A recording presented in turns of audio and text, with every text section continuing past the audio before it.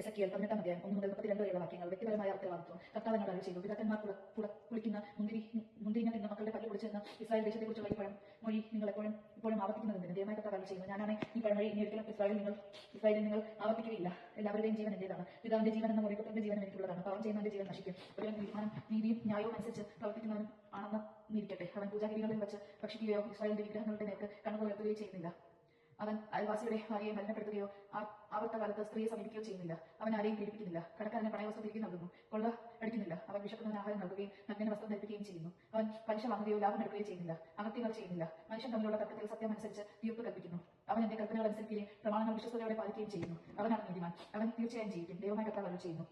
എന്നാൽ അവന് കൊള്ളക്കാരനും കൊലപാതകമായ ഒരു പുത്രൻ ഉണ്ടായെന്നിരിക്കട്ടെ. അവൻ തന്റെ പിതാവിനെയും ചെയ്തിട്ടില്ലാത്ത തിന്മകൾ ചെയ്ത് പൂജാഗിരികളിൽ വെച്ച് ഭക്ഷിക്കുകയും അയൽവാസിയുടെ ഭാര്യയെ മലിനപ്പെടുത്തുകയും ചെയ്യുന്നവനായിരിക്കട്ടെ. അവൻ ദരിദ്രരെയും അഗതികളെയും പീഡിപ്പിക്കുകയും കൊള്ളം ചെയ്യുകയും പണവസ്തു തിരിച്ചു കൊടുക്കാതിരിക്കുകയും വിഗ്രഹങ്ങളുടെ നേരെ കണ്ണെടുക്കുകയും മ്ലേച്ഛതകൾ പ്രവർത്തിക്കുകയും ചെയ്തേക്കാം. അവൻ പലിശ വാങ്ങുകയും ലാഭം എടുക്കുകയും ചെയ്യുന്നവനായിരിക്കാം. അങ്ങനെയെങ്കിൽ അവൻ ജീവിക്കുമോ? ഇല്ല. ഈ മ്ലേച്ഛതകളൊക്കെ പ്രവർത്തിച്ചുകൊണ്ട് അവൻ തീർച്ചയായും മരിക്കും. അവന്റെ രക്തം അവന്റെ മേൽ തന്നെ പതിക്കും. എന്നാൽ ഈ മനുഷ്യനൊരു പുത്രൻ ജനിക്കുകയും അവൻ തന്റെ പിതാവിന്റെ പാപം കണ്ട് ഭയപ്പെട്ട് അതുപോലെ പ്രവർത്തിക്കാതിരിക്കുകയും ചെയ്യുന്നുവെന്നിരിക്കട്ടെ. അവൻ പൂജാഗിരികളിൽ വെച്ച് ഭക്ഷിക്കാതിരിക്കുകയും ഇസ്രായേലിന്റെ വിഗ്രഹങ്ങളുടെ നേർക്ക് കണ്ണുകൾ വെക്കാതിരിക്കുകയും അയൽവാസിയുടെ ഭാര്യയെ ബന്ധപ്പെടാതിരിക്കുകയും ചെയ്യുന്നു. അവൻ ആർക്കും ദ്രോഹം ചെയ്യുന്നില്ല. പണയം തിരിച്ചു കൊടുക്കുന്നു. കൊള്ള ചെയ്യുന്നില്ല. അവൻ വിശക്കുന്നവന് തന്റെ ആഹാരം കൊടുക്കുകയും നഗ്നനെ വസ്ത്രം ധരിപ്പിക്കുകയും ചെയ്യുന്നു. അവൻ അകൃത്യം പ്രവർത്തിക്കുന്നില്ല. അവൻ പലിശ വാങ്ങുകയോ ലാഭം എടുക്കുകയോ ചെയ്യുന്നില്ല. എന്റെ കൽപ്പനകൾ പാലിക്കുകയും പ്രമാണങ്ങൾ അനുസരിച്ച് പ്രവർത്തിക്കുകയും ചെയ്യുന്നു. അങ്ങനെയാണെങ്കിൽ അവൻ തന്റെ പിതാവിന്റെ അകൃത്യങ്ങൾ മൂലം മരിക്കുകയില്ല. അവൻ തീർച്ചയായും ജീവിക്കും. അവന്റെ പിതാവാകട്ടെ കവർച്ച നടത്തുകയും സഹോദരനെ കൊള്ളയടിക്കുകയും സ്വജനങ്ങളുടെ ഇടയിൽ തിന്മ പ്രവർത്തിക്കുകയും ചെയ്തതുകൊണ്ട് തന്റെ അകൃത്യങ്ങൾ നിമിത്തം മരിക്കും. പിതാവിന്റെ ദുഷ്ടതകൾക്കുള്ള ശിക്ഷ പുത്രൻ അനുഭവിക്കാത്തത് എന്തെന്ന് നിങ്ങൾ ചോദിച്ചേക്കാം.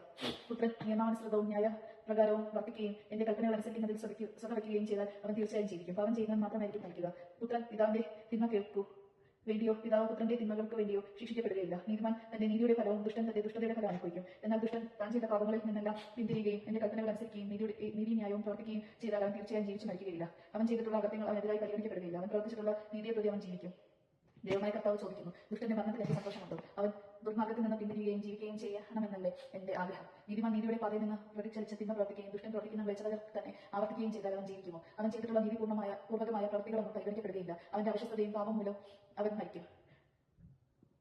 എന്നിട്ടും കർത്താവിന്റെ വഴി നീതിപൂർവ്വമല്ല എന്ന് നിങ്ങൾ പറയുന്നു. ഇസ്രായേൽ ഭവനമേ കേൾക്കുക, എന്റെ വഴി നീതിപൂർവ്വകമല്ല. നിങ്ങളുടെ വഴികളല്ല എന്നെ നീതിക്ക് നിരക്കാത്തത്. നീതിമാൻ തന്റെ നീതിമാർഗം വെടിഞ്ഞ തിന്മ പ്രവർത്തിച്ചാൽ ആ തിന്മകൾ നിമിത്തം അവൻ മരിക്കും. അവൻ ചെയ്ത അകത്യങ്ങൾ നിമിത്തം അവൻ മരിക്കും. ദുഷ്ടൻ താൻ പ്രവർത്തിച്ചിരുന്ന തിന്മയിൽ നിന്ന് പിന്തിരിഞ്ഞ് നീതി ന്യായം പാലിച്ചാൽ അവൻ അവന്റെ ജീവൻ രക്ഷിക്കും. താൻ പ്രവർത്തിച്ചിരുന്ന തിന്മകൾ മനസ്സിലാക്കി അവയിൽ നിന്ന് പിന്മാറിയതിനാൽ അവൻ തീർച്ചയായും ജീവിക്കും. അവൻ മരിക്കുകയില്ല. എന്നിട്ട് കർത്താവിന്റെ വഴികൾ നീതിപൂർവ്വകമല്ല എന്ന് ഇസ്രായേൽ ഭവനം പറയുന്നു. ഇസ്രായേൽ ഭവനം എന്റെ വഴികൾ നീതിപൂർവ്വകമല്ലേ? നിങ്ങളുടെ മാർഗങ്ങളല്ലേ നീതിരഹിതം? ദൈവമായ കർത്താവ് അരുളിച്ചെയ്യുന്നു, ഇസ്രായേൽ ഭവനമേ, ഓരോരുത്തരെയും തങ്ങളുടെ പ്രവർത്തികൾക്ക് അനുസൃതമായി ഞാൻ വിധിക്കും. തിന്മ നിങ്ങളെ നശിപ്പിക്കാതിരിക്കാൻ പശ്ചാത്തപിച്ച് എല്ലാ അതിക്രമങ്ങളിൽ നിന്ന് പിന്തിരിയും. എനിക്കെതിരായി നിങ്ങൾ ചെയ്ത അതിക്രമങ്ങൾ ഉപേക്ഷിക്കുവിൻ. ഒരു പുതിയ ഹൃദയവും പുതിയ ചൈതന്യവും നേടുവിൻ. ഇസ്രായേൽ ഭവനമേ, നിങ്ങൾ എന്തിനു മരിക്കണം? ദൈവമായ കർത്താവ് അരുളിച്ചെയ്യുന്നു, ആരുടെയും മരണത്തിൽ ഞാൻ സന്തോഷിക്കുന്നില്ല. നിങ്ങൾ പശ്ചാത്തപിക്കുകയും ജീവിക്കുകയും ചെയ്യും. ദൈവജനമാണ് നടത്തേണ്ടത്. നമ്മുടെ ദൈവത്തെ സ്തുതിക്കാം. ക്രിസ്ത്യാനിക്ക് സ്തുതി.